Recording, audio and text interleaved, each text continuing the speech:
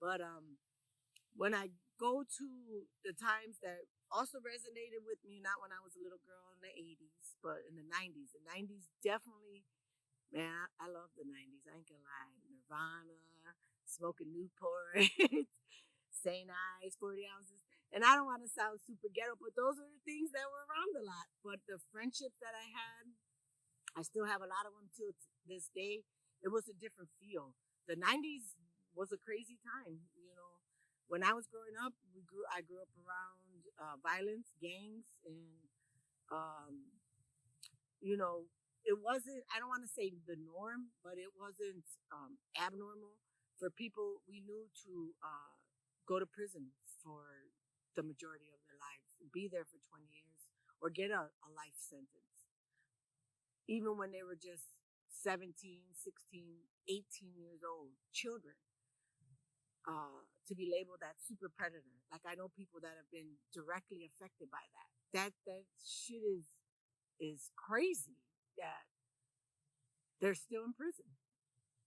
Or to know people that many people that died, that were killed because of a gang or because of what they represented or what they believed. And that that hurts my heart to this day.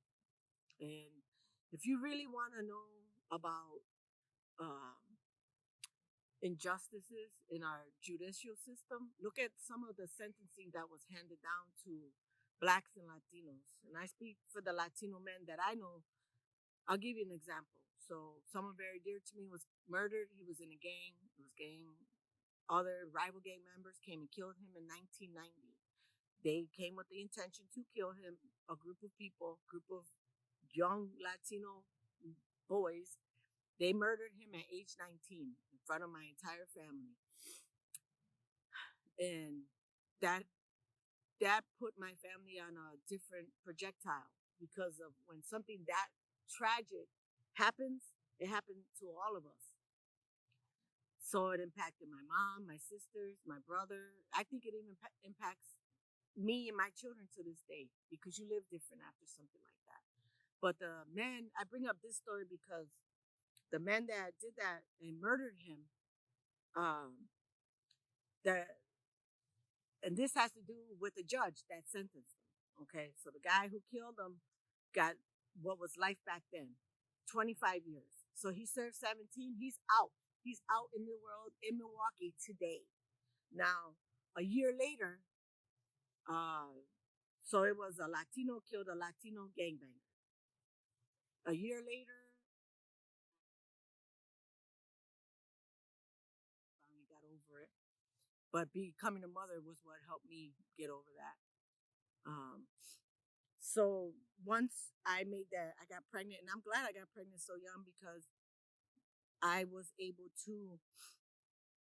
I had something to hope for and live for, and it makes me happy thinking about it because I still remember that feeling. I used to smoke a ton of cigarettes. As soon as I went to the doctor and they said you're pregnant, I threw all my cigarettes away. I was like, I had enough sense to say I'm I'm gonna take care of myself and take care of this baby.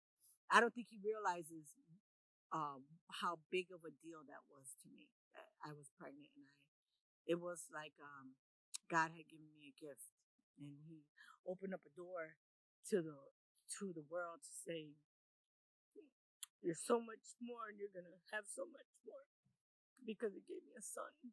I really believe that. I still feel that in my heart, but I changed, and I had different goals after that. But that was, life is always about learning. It's always about what did you learn from that experience? Where did it take you? Where is it leading you?